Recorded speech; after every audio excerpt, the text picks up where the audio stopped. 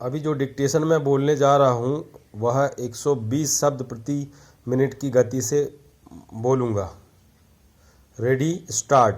मान्यवर, जिस विषय पर चर्चा हो रही है उस विषय का हमारे देश के जनजीवन से, हमारे देश के लोकतंत्र से और हमारे देश की कानून और व्यवस्था से सीधा संबंध है। यही कारण है कि आज़ादी के बाद और आज़ादी के पहले इस विषय पर हमारे देश के जो राजनीतिज्ञ और शिक्षा शास्त्री हैं, जो इस विषय में रुचि रखते हैं, और मान्यवर जो हमारे देश के प्रशासक रहे हैं, उन सब ने समय समय पर हमारी जो शिक्षा पद्धति है उसमें आमूलचूल परिवर्तन की पहल की है। इस विषय के बारे में काफ़ी गंभीर चिंतन हुआ है। आज भी अगर हम इस स्थिति पर विचार करें कि हमारे देश में शिक्षा पद्धति का क्या प्रभाव है, तो हम देखते हैं कि चारों ओर हमारे जितने भी विश्वविद्यालय हैं वे बंद हैं। सब जगह झगड़े हो रहे हैं। यहाँ तक कि विश्वविद्यालयों में हिंसा और नाना प्रकार के झगड़े फैल रहे हैं और ऐसा लगता है कि ये शिक्षा के मंदिर नहीं हैं, बल्कि हिंसा और उपद्रव के स्थान बन गए हैं। मैं नहीं मानता हूँ कि इसमें विद्यार्थियों की गलती है। यह हमारी शिक्षा पद्धति का दोष है। इस प्रकार की शिक्षा पद्धति में सुधार होना ही चाहिए। इस प्रकार की व्यवस्था हमारे देश के हित में नहीं हो सकती है और उसी का यह कारण है कि शिक्षा पद्धति में परिवर्तन के बारे में हमारे यहाँ गंभीर चिंतन हो रहा है। वर्तमान शिक्षा पद्धति अंग्रेजी राज्य की देन है।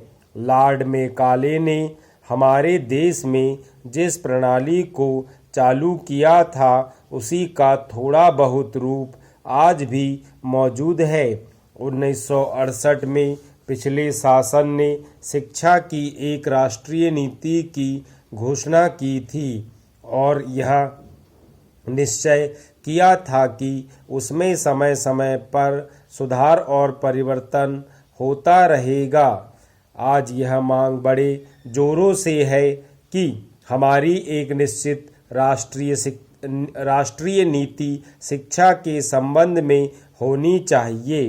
राष्ट्रीय नीति की घोषणा होनी जरूरी है। मैं यह कहना चाहूँगा कि राष्ट्रीय नीति की घोषणा होने के पहले उसका सीधा संबंध जिन लोगों से है जिनका जिक्र मैंने ऊपर भी किया है, संसद और जो शिक्षा से संबंधित क्षेत्र के लोग हैं, उनके विचारों को सुनने के पश्चात ही इस पद्धति को लागू करना चाहिए, क्योंकि शिक्षा पद्धति एक नाजुक विषय है और इसमें सुधार करने की काफ़ी गुंजाइश है। सुधार के परिणाम अच्छे निकलने चाहिए, इसलिए बहुत सोच समझकर नीति निर्धारित की जानी चाहिए।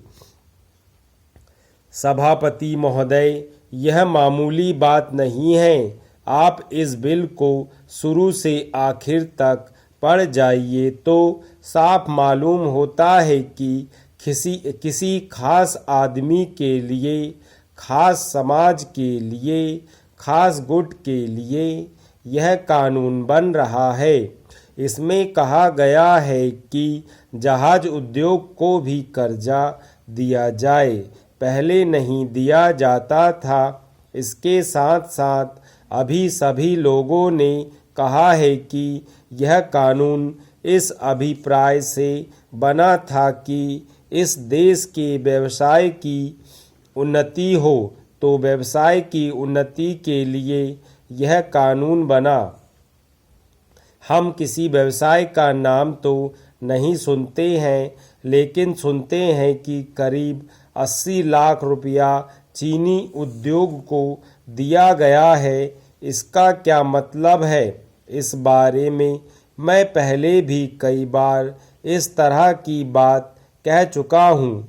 जब कोई संस्था स्थापित होती है तो उसके कार्य और कर्मचारी का अनुमान लगाना होता है। देखना होता है कि इतने कार्य हैं और इतने आदमी बहाल होने चाहिए। मुझे तो यह कहने में दुख मालूम होता है। मुझे तो इस सरकार को सरकार कहने में भी लज्जा मालूम होती है। इसको सरकार नहीं कहना चाहिए। यह तो इस तरह का कुछ है ही नहीं। यह तो एक लूटने के लिए समाज बना है। वह जो कानून बनाते हैं वह इसलिए नहीं बनाते कि उससे देश को कोई लाभ हो। वह इसलिए ज़रूरी है कि किस काम के लिए किस आदमी को ले लें। इस मतलब से कानून नहीं बनता है, बल्कि इस मतलब से बनता है कि एक खास आदमी को उस रोजगार पर लगाना है। उसके लिए कानून बना देते हैं, उसके लिए विभाग खोल देते हैं, पद बना देते हैं और उस पर उस आदमी को बहाल कर देते हैं। इस काम के लिए यह कानून बनता है।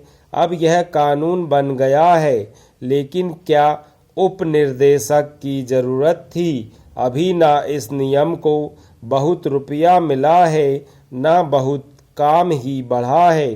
अभी केवल एक काम हुआ है। केवल चीनी व्यवसाय को रुपया मिला है, जो बिल्कुल उन्नतिशील व्यवसाय है।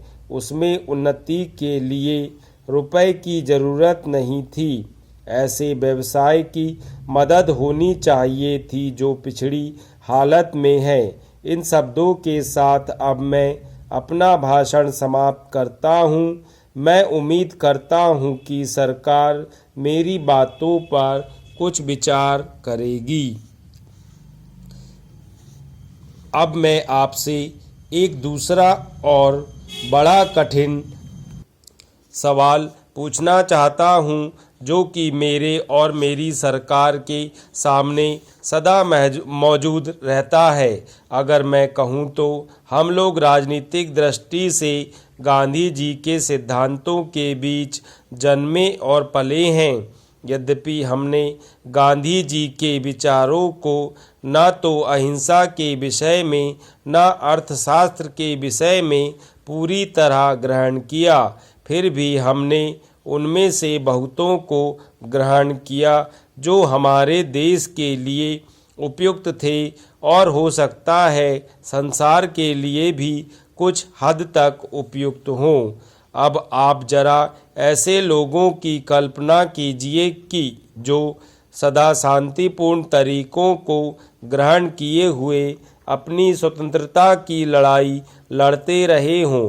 उन्हें हर दर्जे की हिंसा का और राज्य की हथियारबंद शक्ति का सामना करना पड़ा हो। ऐसा करने में हमें कोई प्रसन्नता नहीं हुई और इससे हमारे मन में बड़ी समस्याएं और संघर्ष उत्पन्न हुए हैं। हम लोग एक सरकार की हैसियत से शांति और व्यवस्था के लिए जिम्मेदार थे, और यदि हम शांति और व्यवस्था कायम नहीं रख सकते थे तो सारे देश के छिन्न भिन्न होने का भय था। उस जिम्मेदारी को छोड़ देने का या किसी दूसरे रूप में कार्य करने का हमें अधिकार न था।